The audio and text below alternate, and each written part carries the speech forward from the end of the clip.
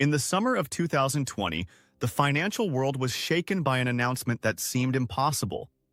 One of Europe's most dazzling technology companies admitted that 1.9 billion was missing from its balance sheet. The money wasn't in the accounts where it was supposed to be, the bank documents were fake, and company leaders began to vanish.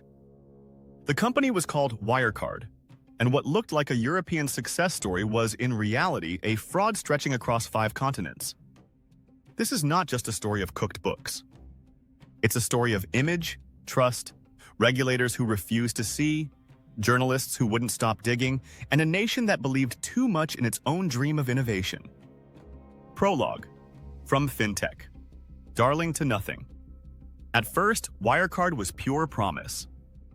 In an age when digital payments were growing at breakneck speed, the small Munich-based company positioned itself as the bridge between old commerce and the future of money. It offered payment processing, card issuance, and slick digital finance solutions, all under the banner of a modern, futuristic brand. To the public, it was simple. Wirecard meant the future. Wirecard meant Europe could innovate. Wirecard meant a homegrown rival to PayPal, Visa, and MasterCard. For investors, it meant soaring profits and limitless growth. Behind closed doors, the script was different. Wirecard was buying obscure companies in Asia, booking revenue through them, creating fictitious transactions, and claiming billions that never existed. Chapter 1. Ambition, Promise, and the Perfect Mirror. Wirecard started in 1999 as a modest payment processor. Its early business model was unglamorous, handling transactions for high-risk industries, gambling sites, online porn, shady e-commerce that traditional banks wouldn't touch. Wirecard's pitch was, "We do what others won't." Enter Markus Braun, the CEO who would become the face of Wirecard. A quiet Austrian with dark suits and rimless glasses, Braun painted himself as a visionary. His speeches about a cashless society were filled with confidence and conviction. Under him, Wirecard rebranded itself as more than a niche processor. It was now a digital finance ecosystem. Growth strategies became aggressive. Acquisitions across Asia, partnerships with banks, global expansion. By 2018, Wirecard was no longer a scrappy startup. It had entered the DAX 30 index, Germany's stock market elite, rubbing shoulders with Adidas, BMW, and Siemens. Its market capitalization topped 24 billion. For politicians, Wirecard was a poster child of German tech innovation. For investors, it was Europe's chance to build its own PayPal. But behind the numbers, questions were growing. How could small Asian subsidiaries generate such massive profits? Why were auditors so easily satisfied with bank statements no one could independently verify? Chapter 2. Voices in the Wilderness. The glossy surface didn't fool everyone. Some started to pull at the threads. One name stands out, Dan McCrum, a journalist at the Financial Times. In 2014, McCrum received a tip. Something didn't add up at Wirecard. The acquisitions looked inflated, the accounting opaque, and Asian subsidiaries seemed suspicious. He began publishing articles in 2015, suggesting Wirecard's numbers might be fiction. Wirecard's response was brutal. It accused McCrum and FT of spreading fake news.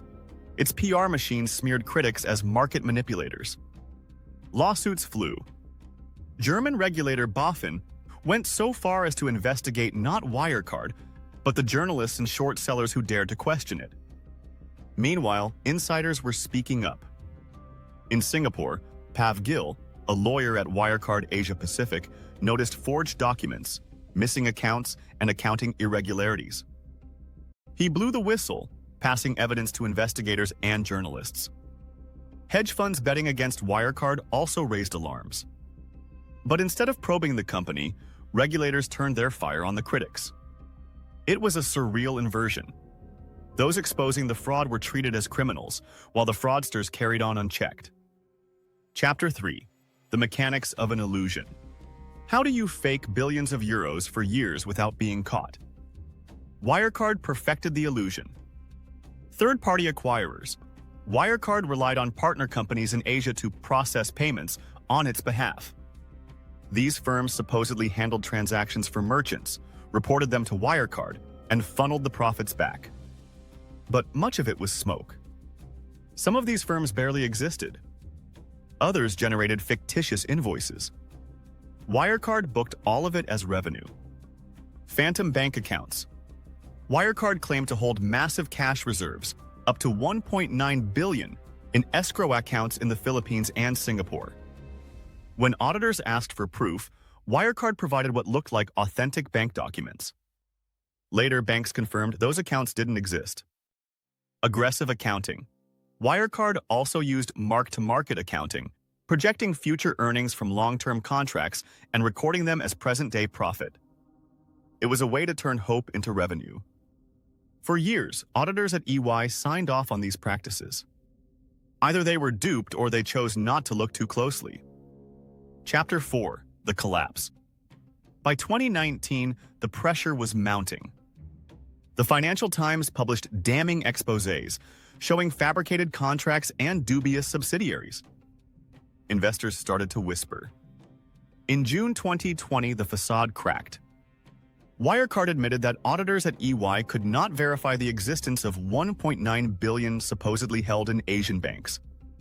When Philippine banks were asked, they declared outright, those documents were forgeries. On June 18, 2020, Wirecard confessed the money likely did not exist. CEO Markus Braun resigned and was arrested within days. COO Jan Marsalek vanished entirely, last tracked flying to Minsk, then rumored to have fled to Russia under the protection of intelligence services. Wirecard filed for insolvency. It became the first member of Germany's prestigious DAX 30 to collapse in disgrace. Chapter 5. The Fallout. The damage was staggering. $20 billion in market value wiped out. Thousands of investors left with nothing. Global confidence in German corporate governance shaken. But perhaps the greatest damage was reputational. Germany prided itself on engineering, efficiency, and trust. Yet here was a colossal fraud happening under the noses of regulators and politicians. A parliamentary inquiry later found that BaFin had failed completely in its oversight. Instead of probing Wirecard, it had shielded it, swayed by national pride in a supposed tech champion. Chapter 6. The Key Players. Markus Braun, the face of Wirecard, a visionary who became a symbol of blind faith in fintech. Jan Marsalek, the mysterious COO, now one of Europe's most wanted fugitives.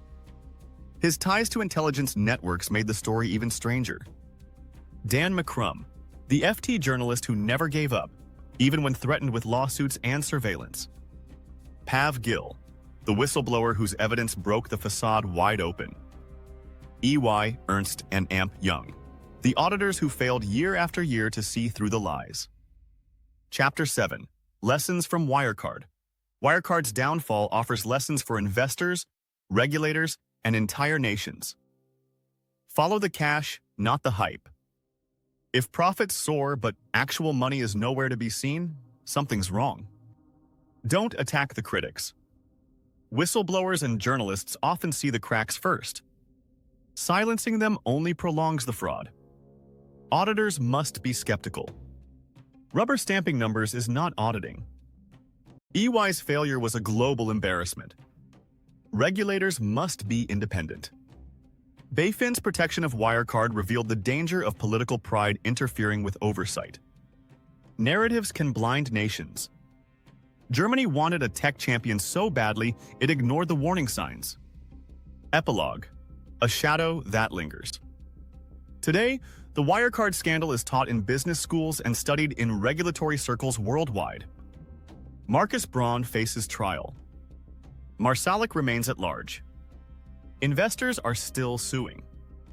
In 2025, a German court ruled that EY could not be held liable for damages, though appeals continue. But beyond lawsuits and prosecutions, Wirecard leaves a haunting question. How could a lie this big, this obvious, last so long? It reminds us that in finance, when something looks too good to be true, it almost always is.